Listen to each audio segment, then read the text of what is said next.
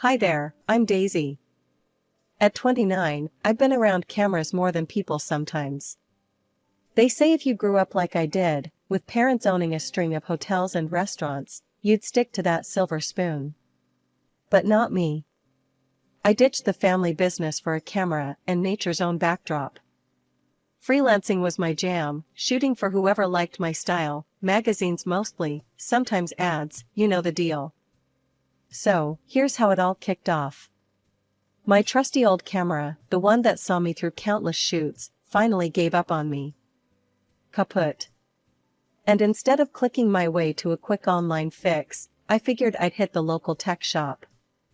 Needed to feel the heft of a new camera in my hands before buying. Walking into that tech store was like any other day, except it wasn't. I browsed through the aisles of cameras when this guy, about my age, popped up beside me. Looking for something specific, he asked, his tone casual, not the usual sales pitch I expected. Yeah, something that won't bail on me mid-shot, I replied, half joking. He chuckled. I get that. What's your focus? Landscape, portraits, street scenes? Mostly nature, but I like to mix it up with urban landscapes. Keeps things fresh, I explained, warming up to his genuine interest. Mark, that was his name, walked me through the latest models, explaining specs like he was reciting his favorite book. Not once did he try to shove the priciest tag in my face. It was refreshing. So, what do you think? Willing to take this one for a spin? He gestured towards a sleek model that seemed to fit the bill. Might as well. Can't have my next gig without a reliable sidekick. I grinned, making the decision easier than I thought. Mark processed my purchase, and as he handed over the bag, he tossed in, "Hey, I could use your number. You know, just to make sure everything's working great for you." I laughed, seeing right through his not-so-sly move. Sure, why not? But if I end up with spam texts, you're buying me coffee as compensation. Mark did call, not about the camera, but to ask me out. I said yes. Why not, right? Life's short and all that. After the camera store meet cute, Mark and I were pretty much inseparable. You know how it is when you just click with someone? Yeah, that was us. Always out and about, him with his quirky facts about tech, and me showing him the city through the lens of my camera. One chilly evening about 6 months in, Mark called me up, all excited. Daisy, pack a bag for the weekend. I've got a surprise. Mark, I swear if you've signed us up for some weird survival camp, you're sleeping on the couch. I joked, but I was already pulling on my boots. He picked me up in his rickety old Jeep. God, that thing was a death trap, but he loved it, and we headed out of the city. It was one of those drives where the music's playing, but you're both kinda lost in your own thoughts, you know? Excited, a bit nervous, wondering what's up. Turned out, he booked us a little cabin by the lake. Not fancy, but perfect. Just us, the woods, and a sky full of stars. That night, we sat by the fire, roasting marshmallows, the cheap ones that turned perfect golden brown, and I could tell he was itching to say something. So, Daisy, you know I suck at this kinda stuff. Mark started, poking the fire with a stick. But, I've been thinking a lot. I raised an eyebrow, munching on a marshmallow. Thinking can be dangerous, Mark. What's on your mind? He chuckled, took a deep breath, and then turned to me, his face half lit by the firelight. I love this, you know? Us. And I'm kinda hoping you do too. I leaned in, nudging his shoulder. Yeah, I kinda do. He fumbled in his pocket, pulled out a small box, and it hit me. Oh, this is happening. Mark just went silent, looking serious and kinda scared all at once. Marry me, Daisy. For real. The box popped open, and there it was. A simple ring, nothing flashy. Just perfect. I didn't expect to, but I laughed. It was either that or cry, right? Mark, this is the worst proposal ever. Of course, I will. He grinned, relief washing over him. Damn, I thought you'd need more convincing. Just promise me no more surprises like this without a warning. No promises, he teased, slipping the ring on my finger. We spent the rest of the night just sitting there, the fire dying down, talking about what this all meant for us. No big dreams, just real stuff, like whether we should get a new couch or if his Jeep would make it through another winter. The next day, we spent it lazy by the lake, skipping stones, and talking about how to break the news to our families. Mark's a bit estranged from his folks, they're tough nuts, always on about money and whatnot. He warned me they might not take it well, seeing as I wasn't exactly rolling in dough in their eyes. Let them talk, I said, tossing a stone across the water. We know what we have, and that's enough. Mark nodded, watching the ripples. Yeah, it's us against the world, huh? Always, I confirmed, knowing it wouldn't be easy, but also that it'd be worth it. Little did I know just how rocky it would get with his family, but for that moment, it was just us and the future. And that was enough. A couple of weeks after Mark popped the question, it was time to meet the infamous in-laws. We drove over to their place on a Sunday. I was a bundle of nerves, fussing over my hair and my clothes, wanting to make a good impression. The moment we stepped through the door, it was like walking into a cold gust. Mark's mom looked me up and down as if I was something the cat dragged in. His dad wasn't much warmer, eyeing us with the skeptical squint that made my stomach knot. So, Daisy was it? His mom started, not even a smile. Who do you work for? What's your salary like? I blinked, taken aback by the bluntness. I'm a freelance photographer. I work for myself, so my income varies. At that, Mark's sister, who had been lounging on the couch with her phone, looked up and snorted. Freelance? Sounds like a fancy word for being jobless. Mark could have picked anyone, and he ends up with a beggar from an alley. Their laughter stung, and I felt my face go hot with embarrassment. Mark's hand found mine, giving it a squeeze. Hey, that's enough, he snapped, his voice firm, more forceful than I'd ever heard it. I love her, and she's brilliant at what she does. That's all you need to know. His mom rolled her eyes, but dropped the subject. Dinner was a tense affair, with me trying to make polite conversation while dodging snide remarks about my little hobby. It was a relief to finally say our goodbyes. After that disaster, it was my turn to introduce Mark to my parents. We met them at a cozy little cafe downtown, a far cry from the tension at his family's place. My parents were all smiles when we walked in, pulling us into warm hugs. Mark, we've heard so much about you, my mom gushed, leading him to a table by the window. We're just ordinary pensioners now, my dad chimed in, his eyes twinkling as he shook Mark's hand. Used to run a small business back in the day, nothing too grand. He winked at me, a silent promise to keep our little secret just that, a secret. Mark had no idea he was sitting across from two people who could buy his parents' house 10 times over, without blinking. And that's how I wanted it, at least for now. So, Mark, tell us about yourself. Daisy's told us bits and pieces, but we want to hear it from you, my mom said, her tone inviting. Mark, looking more relaxed than he had in days, launched into his life story, from his struggles with his family's expectations to his dreams of starting his own tech company.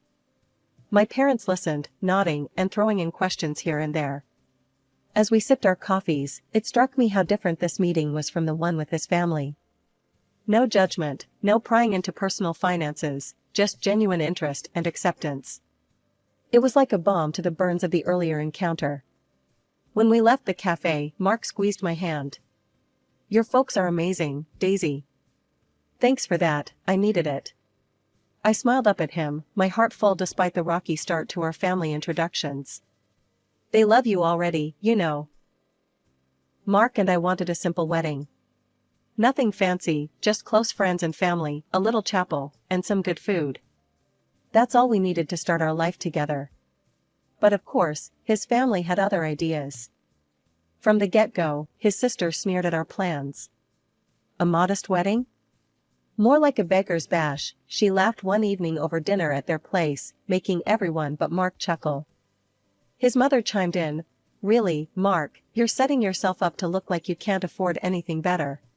I tried to keep my cool, focusing on my food.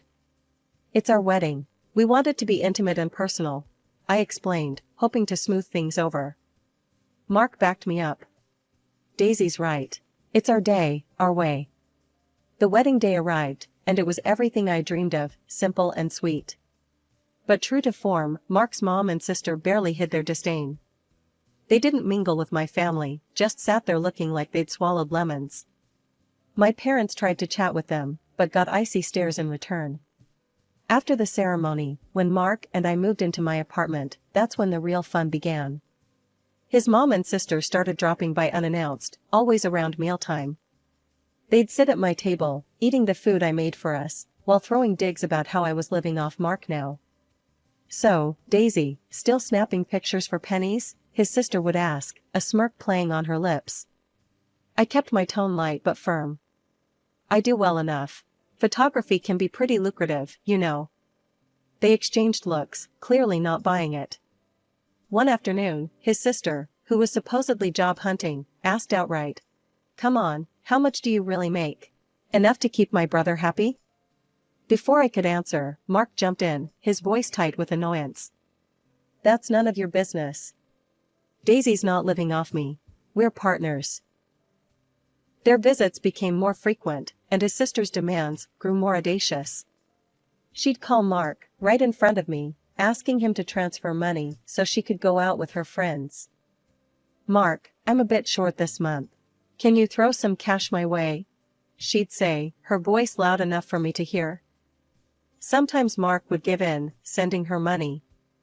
Other times, he'd refuse, and boy, did she throw a fit. "You're my brother. How can you leave me hanging while you play house with her?" One day, after she stormed out following another of her tantrums about money, I turned to Mark. "We need to set some boundaries. This can't go on." He sighed, rubbing his temples. "I know, Daisy. I'm sorry. It's just hard, you know? They're family."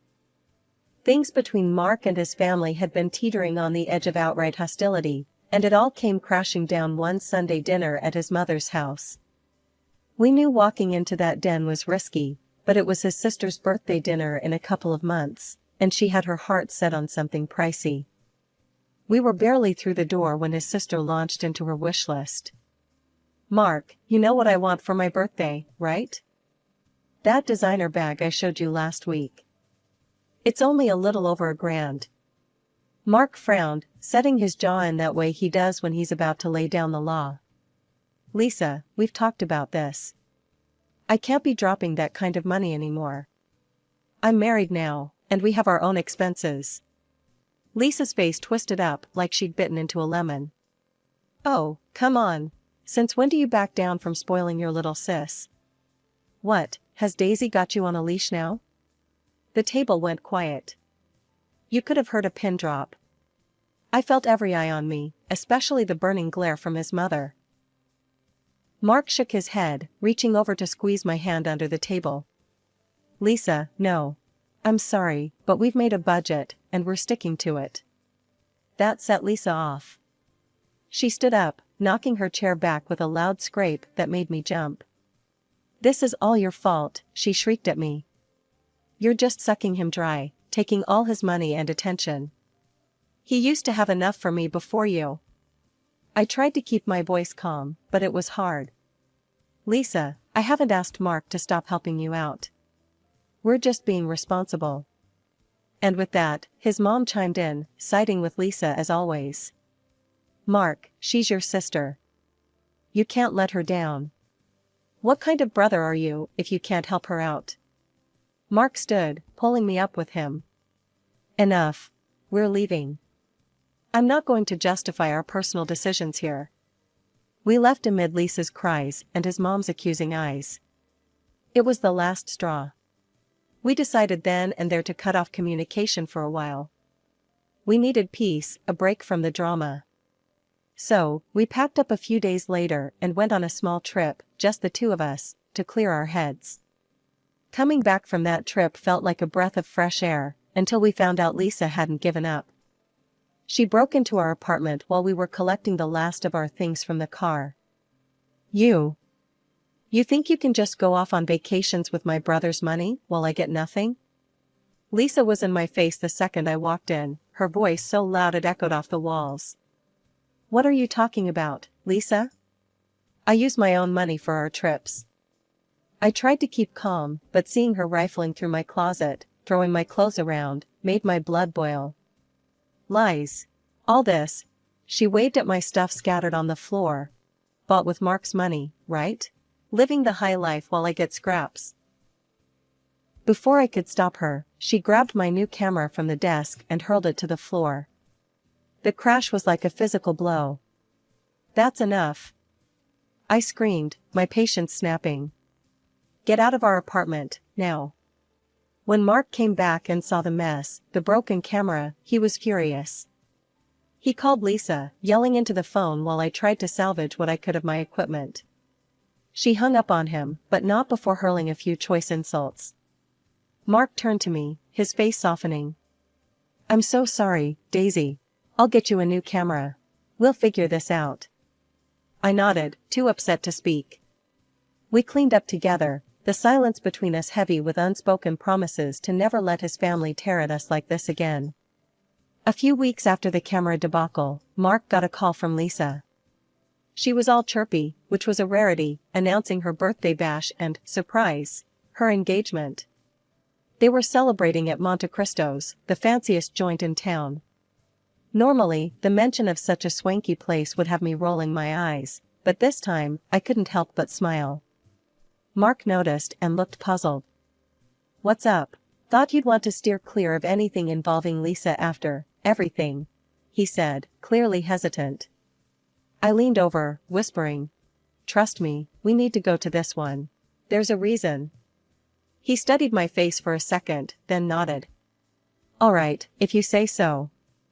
The night of the dinner, we dressed up, Mark in a sleek suit that made him look like a movie star, and me in a simple but elegant black dress. As we approached Lisa's reserved area, I spotted the whole clan gathered around a large table, Mark's parents, some aunts and uncles, and Lisa's new fiancé, a slick-looking guy with a too-tight smile. Lisa, spotting us, waved us over with a grin that didn't reach her eyes. There's the happy couple. Come join us, celebrate my birthday and engagement, she called out, loud enough for nearby tables to glance our way. As we got closer, I noticed there was exactly one chair free. Lisa's eyes twinkled maliciously as she took it all in. Mark's mom, seeing our hesitation, spoke up with a snide tone. Oh, it seems we're short a chair. This table is for family members, anyway. Lisa chimed in, her voice sugary with malice. Yeah, Daisy, you can stand or maybe find a spot at the bar? The relatives murmured, some with smirks, others just uncomfortable. Mark was red in the face, fists clenching as he turned to me. Let's just go. We don't need this. But I put a hand on his arm, shaking my head slightly. No, let's stay. I want to. He looked confused, but nodded, trusting my judgment. We stood there, by the table, the tension thick. Just when the awkwardness hit its peak, the restaurant manager came bustling over, looking apologetic. I'm terribly sorry, but it seems we're quite full tonight, no spare chairs available at this moment, he said, his eyes darting between us and the smug faces of Mark's family. Lisa and her mom couldn't hide their glee. Their smiles stretched ear to ear, thinking they had us cornered, standing like fools without a seat. Just as their smiles reached peak smugness, the manager's expression shifted to a warm, familiar smile directed at me. He raised his voice, not obnoxiously loud, but enough to carry over the murmur of the busy restaurant. However, we do have a VIP table reserved for the daughter of the owner of Monte Cristo's. Miss Daisy, your table is ready. The table went silent. Forks paused midair, and the color drained from Lisa and her mom's faces. Mark looked at me, a mix of shock and awe in his eyes, while the rest of his family seemed to be grappling with this new piece of information. Your dad owns Monte Cristo's? Mark stuttered, his voice barely above a whisper. I nodded, giving him a sheepish grin. I wanted you to love me for me, not for for this. I gestured around the opulent setting of the restaurant. He chuckled, shaking his head in disbelief. You were right not to tell. God, can you imagine the shopping lists I'd be handed otherwise? We both laughed, the tension easing as we followed the manager to our VIP table, a beautifully secluded spot with a stunning view of the city skyline. The whispers from Mark's family followed us, their earlier triumph replaced by stunned silence. We had just settled into the comfort of our private table, sipping on champagne that suddenly tasted sweeter, when half an hour later, a sheepish Lisa and her equally embarrassed mom approached us. Their earlier arrogance had evaporated, replaced by awkward shame. Daisy, we didn't realize, well, we sort of went overboard with the ordering.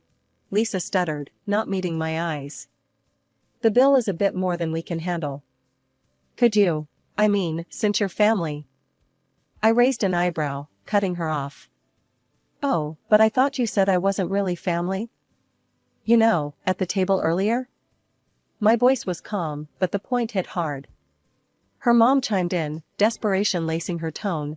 Daisy, please, we just didn't know. Help us out here? Mark squeezed my hand under the table, a silent signal of support.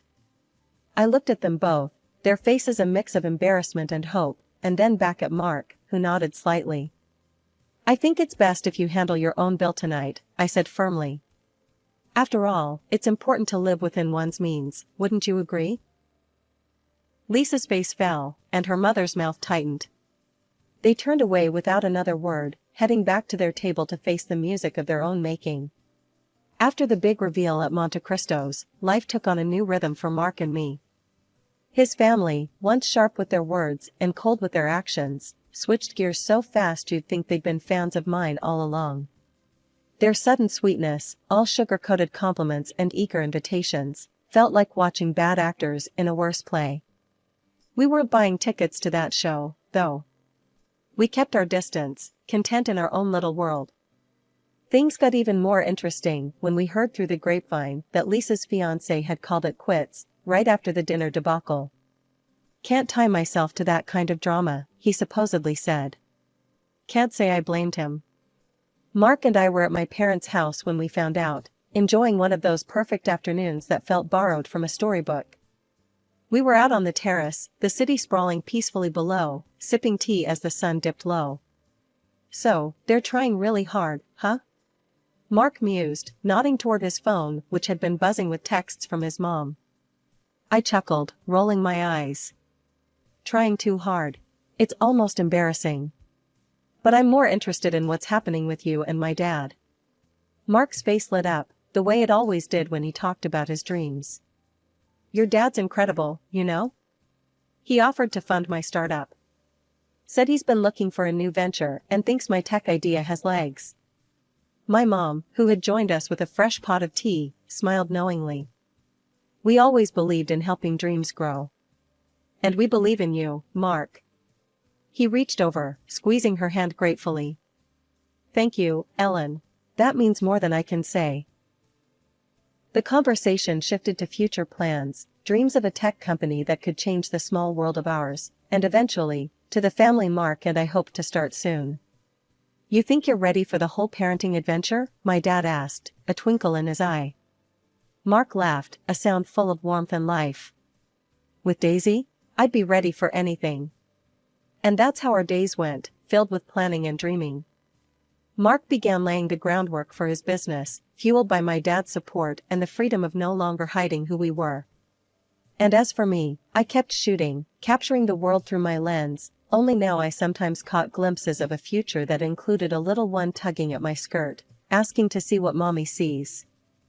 One quiet evening, as Mark and I lounged on our couch, the city lights twinkling like a promise outside our window, I broached the subject that had been on my mind. Mark, do you ever think about how crazy it is? How everything turned out? I asked, tucking my feet under his legs. He chuckled, pulling me closer. Every day. But I wouldn't change a thing. Not really. Not even your sister's theatrics? I teased. Well, maybe that, he conceded, with a grin. But it brought us here, didn't it? To this moment. The rest of the night was spent making more plans, talking about nursery colors and the kind of parents we wanted to be. It was real, it was ours, and it was just beginning. As we finally turned in, the last thing I saw was the ring on my finger, a glittering reminder of where we'd been and where we were going. And I fell asleep thinking, this, right here, is what happiness feels like.